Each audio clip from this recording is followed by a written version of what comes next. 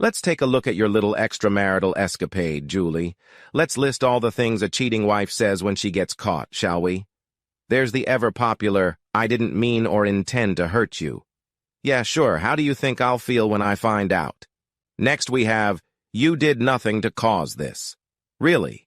Something must have gone wrong since you're running around spreading your legs in front of some guy. Now we're getting to the point where, "He doesn't mean anything to me, it's just sex." As if that should fix everything. It may only be sex. But it's sex with someone other than your husband. Okay, the main ending is, "I love you and only you, plus I'll do anything to make it up to you so we can continue our life together." First of all, I don't believe you love me, damn it. You don't do what you should do to someone you love. Second, do you really think you can do or say anything that will make me forget that you're nothing but a lying, backstabbing whore? Is that what you think? Have we covered all the bullshit excuses in the Cheating Wives Manual? Or maybe it's a cheating manual for cheating wenches? I'm guessing the second chapter of the manual tells you how to turn this around on me. Make it my fault. I didn't pay enough attention to you, or I spent too much time at work, or my business trips left you alone too often. But wait, none of those things happen in our case. My winning the lottery means neither of us has to work. With the exception of your trips to the spa, gym, or shopping, we're together almost all day. Maybe I spend too much time golfing, or playing ball too much, or fishing too often. That's the reason you're fucking some other man. No way, because I don't do any of that shit. All I do is take you on expensive vacations and treat you like a queen. That's it for this chapter. Is there anything I missed? I haven't had a chance to study the manual. I just looked through it, so I may have missed something. Is there anything you'd like to add? No. Well, let me make my point. There is no excuse for you becoming an adulteress. Other than being raped or drugged, there is no excuse for what you did. Were you raped or drugged? I'll take your silence as a no. You majored in journalism, so let's look at 5 aspects for our little news story. You remember, of course, who, when, where, what, and why. Let's consider them in turn. Who? I don't care and I don't want to know. If I knew, I'd be in jail for assault or possibly murder. When and where can we put together? When was last night and where was in the motel room, at least this time? I don't know other times or other places, though I'm sure there were several. What? I think we both know what exactly was in your little novel, don't we? And finally, why? Perhaps the excuses in this guide explain it all. The great thing about why is that I don't care. I don't care why you had sex with an asshole or it was assholes. It's enough that you did. How did I find out about it? It wasn't rocket science. Example. There were weekly 4-hour trips to the spa. When you got home, the only difference was that it looked like you had just showred. Your hair wasn't styled, your nails were the same as they were when you left, and you were overly tense, hardly post-massage. Your workout clothes weren't sweaty or even badly wrinkled after 2 hours at the gym twice a week. Then there were the birth control pills. I accidentally found your stash in the back of your closet. What are birth control pills for? I had a vasectomy before we were married because you didn't want to have kids and you didn't like using rubber bands. The only logical conclusion was that you had a lover or lovers on the side. Everything else was just a matter of following you and observing your actions. You weren't the sharpest tool in the shed as far as covering your tracks was concerned.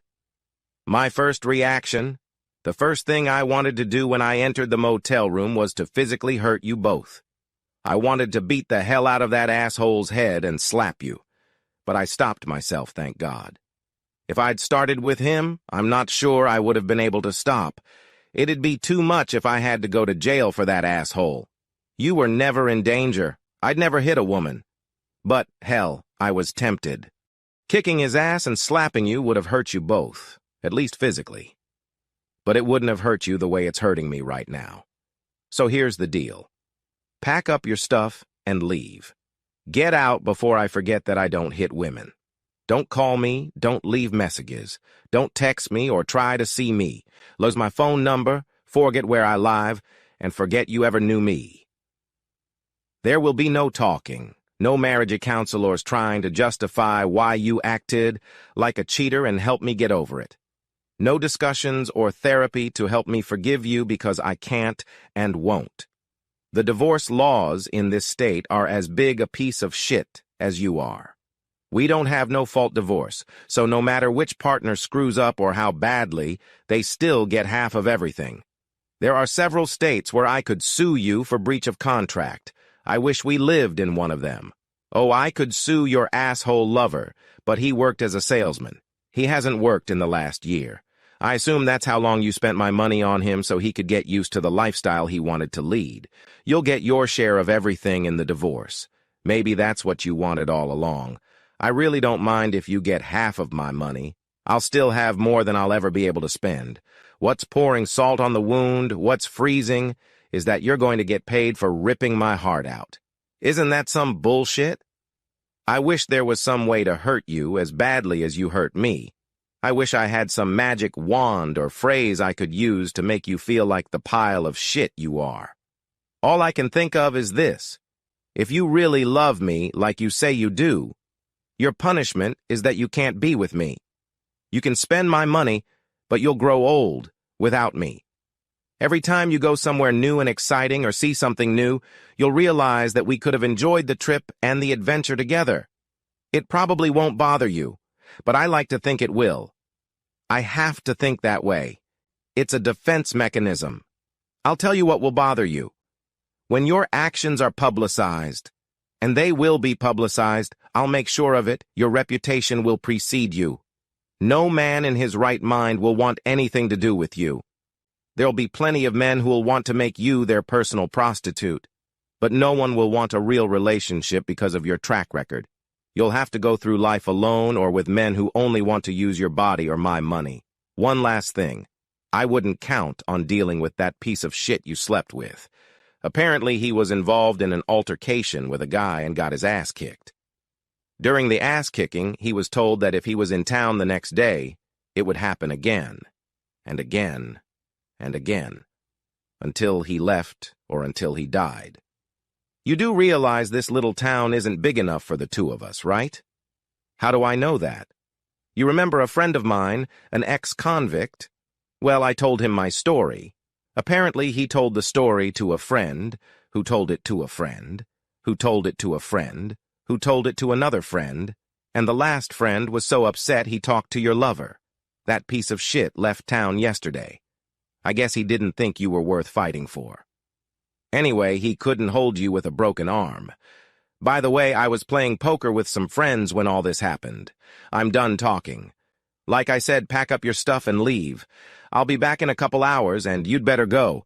Don't take anything but your clothes and jewelry. Your car stays here. You can call a cab or someone for transportation. Anything you leave behind will be donated to the Salvation Army or something. I'm warning you, Julie. Nothing in this house better be missing except your personal belongings. You wouldn't want me to tell another story to my friend, the ex-convict. It was about 3 hours before I got home. Most of Julie's clothes were gone. A few pairs of jeans and cheaper items remained. Her jewelry box was gone, as was most of her makeup. I will miss her, not the current lying, cheating cheater, but I will miss the person she was. She was a beautiful, sexy, strongly built blonde who liked to hover over me. We had a good time together, and the sex was outstanding. Sometimes she embarrassed me, but she really made me feel good. I decided that my friend Jack Daniels and I needed to have a heart-to-heart talk. As I poured my first drink, I looked ahead. I'm not going to roll over and die, and I'm not going to do anything stupid like turn into a drunk, but I'm going to wallow for a while. Pouring another glass, I took a sip, then decided to pour the rest of the bourbon down the sink. No need to move there, I thought, and then said out loud, "Life goes on."